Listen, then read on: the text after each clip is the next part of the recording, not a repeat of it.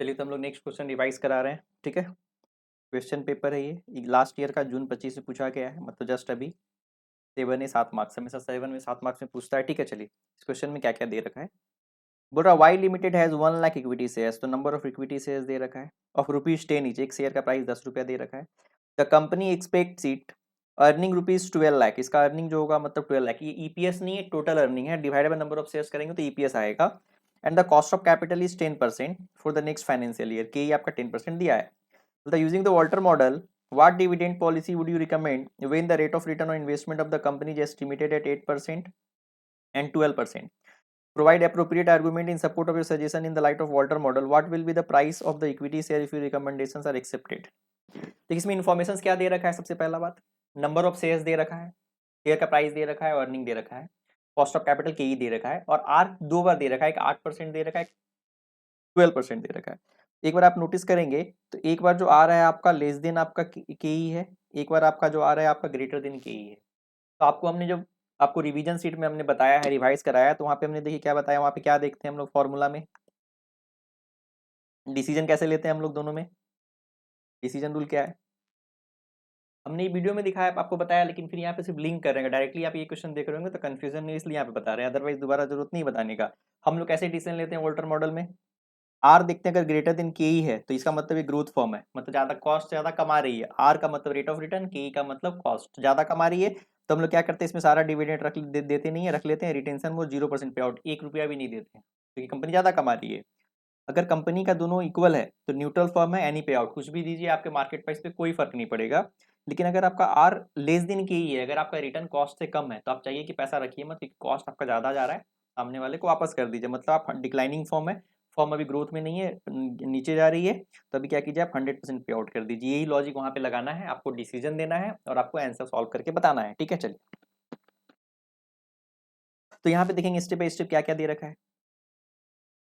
देखिए ये direct lecture नहीं है, रिवीजन लेक्चर है, थोड़ा सा आपको स्पीड लगेगा तो आप रोक के देख लेंगे, और बाकी सॉल्यूशन आपको पीडीएफ में देखेंगे, समझ में आएगा, एक एक लाइन अच्छे से बनाया हुआ है। ठीक है, चलिए इसमें सॉल्यूशन में हमने क्या देखा, पहले फॉर्मूला लिख दिए, वॉल्टर का फॉर्मूला क्या होता है ये सबको पता है, कोई प्रॉब्लम नहीं। इसमें पी का मतलब मार्केट प्राइस होता है, डी का मतलब डीपीएस होता है, ईपीएस होता है, आर का मतलब रेट ऑफ रिटर्न इन्वेस्टमेंट, के का मतलब कॉस्ट ऑफ कैपिटल। एग्जाम में भी ऐसे लिखेंगे, ज्यादा अच्छा लगेगा प्रेजेंटेशन। ठीक है, इसमें देखेंगे आप, इसमें क्या क्वेश्चन में दे रखा है, अर्निंग दे रखा है 12 लाख, ईपीएस नहीं दे रखा है, टोटल अर्निंग दे रखा है, लेकिन नंबर ऑफ शेयर्स दे रखा है 1 लाख, तो हम लोग ईपीएस आराम से कैलकुलेट कर लेंगे। ईपीएस क्या हो जाएगा आपका, total earning divided by number of shares. Total 12 lakh रुपया का इनकम है और 1 लाख शेयर होल्डर है, डिवाइड करेंगे earning available for equity share holder divided by number of shares, तो ईपीएस आ जाएगा 12 रुपया। कॉस्ट ऑफ कैपिटल दे रखा है 10%, और इसको हम कन्वर्ट कर लिए 0.10 में। ठीक है, अब चलिए, अब केस वन में क्या है, रेट ऑफ रिटर्न क्या दे रखा है आपका, इन्वेस्टमेंट 8%। तो हम लोग मार्केट प्राइस निकालने से पहले क्या बोल रहा है, आप डिसीजन दीजिए कि क्या करना चाहिए। आप जो डिसीजन दे रहे हैं उसको बताइए मार्केट प्राइस क्या आएगा, तो हम लोग डायरेक्टली आंसर नहीं निकालेंगे 8% पे, पहले हम लोग क्या करेंगे, यहाँ पे डिसीजन देंगे। हेयर आर इक्वल टू 8% और के दिया हुआ है 10%, इसका मतलब क्या है, लेस देन है, आर आपका लेस देन है, इसका मतलब क्या है, company is a declining firm, company declining firm है। और according to the Walter model optimum dividend pay out ratio is 100%। जब कंपनी का जब आर कम रहता है तो कंपनी का पे आउट रेशियो क्या होता है, यहाँ पे हमने बताया 100% होता है। जब कंपनी का आर लेस देन के है तो हमारा पे आउट 100% होता है। इसका मतलब ये बता रहे हैं क्या, इस केस में आपको क्या करना चाहिए, डिविडेंड आपको 100% देना चाहिए। तो हमारे यहाँ पे डिविडेंड कितना हो जाएगा, 100%, 12 रुपया का 100%, 12 रुपये दे देंगे। ठीक, अब यहाँ पे सिंपल डिविडेंड मेरा 12 रुपया हो गया, तो हमने सिंपल फॉर्मूला लिख दिया और यहाँ पे डिविडेंड कितना लिख दिया, 12 रुपया लिख दिया डिविडेंड की जगह पे। ठीक है, जहां जहां डी था वहाँ 12 रुपया लिख दिया, और हमने इक्वेशन को सॉल्व कर दिया फॉर्मूला को, तो हमारा आंसर कितना है, 120 रुपया। सिंपल, एकदम साफ समझ में आ रहा। चलिए नेक्स्ट केस में क्या दिया है, केस टू में rate of return investment is 12%। फिर से हम देखेंगे जब 12% है तो क्या होना चाहिए, तो यहाँ पर आर दिया हुआ है 12%, के दिया हुआ है 10%, इस बार क्या है मेरा ग्रेटर देन है। आर जब ग्रेटर देन होता है तो क्या होता है, कंपनी से ग्रोथ फॉर्म, कंपनी ग्रोथ कर रही है, कॉस्ट से ज्यादा वो इनकम अर्न कर रही है, तो यहाँ पे क्या हो जाएगा, according to the Walter model optimum dividend pay out ratio क्या हो जाएगा, 0%। जब कंपनी ग्रोथ में होती है, उसका रेट ज्यादा होता है, तो कंपनी को क्या चाहिए कि 0% डिविडेंड दे, पूरा पैसा रख ले। इस केस में क्या हो जाएगा, मेरा डिविडेंड क्या हो जाएगा, 0%, 1 रुपया भी नहीं देंगे। और फिर हमने सिर्फ फॉर्मूला लिखेंगे वॉल्टर का, यहाँ पे डिविडेंड 0 लिख देंगे और इस इक्वेशन को सॉल्व कर देंगे। तो कितना सॉल्व करने से आंसर आएगा मेरा 144, मेरा आंसर आएगा 144। तो सिंपल था, इस क्वेश्चन में खाली 2 रेट दिया हुआ है, आपसे पूछा गया है क्वेश्चन में, यहाँ पे 2 रेट दिया गया है, एक 8%, 10% और के 8%। तो पूछा है कि आप बताइए क्या अच्छा रहेगा और क्या करना रहेगा। तो हमने पहले बता दिया कि डिविडेंड पूरा दे दो, सेकंड में डिविडेंड नहीं दो, और उस बेसिस पे हमने मार्केट प्राइस निकाल दिया।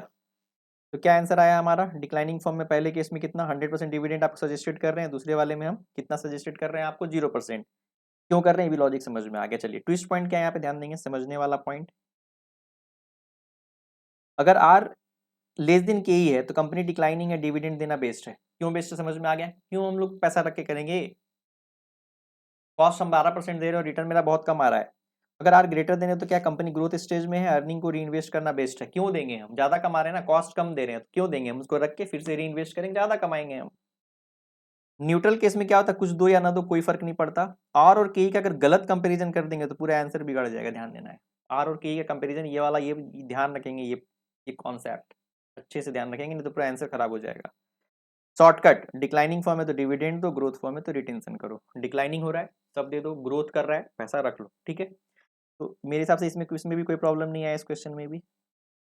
फिर भी अगर कोई प्रॉब्लम आ रहा है तो आप व्हाट्सअप करके पूछ सकते हैं कि इसमें ये प्रॉब्लम डाउट है, इसमें तो कोई डाउट नहीं है, ठीक है। चलिए फिर नेक्स्ट क्वेश्चन हम लोग सॉल्व करते हैं।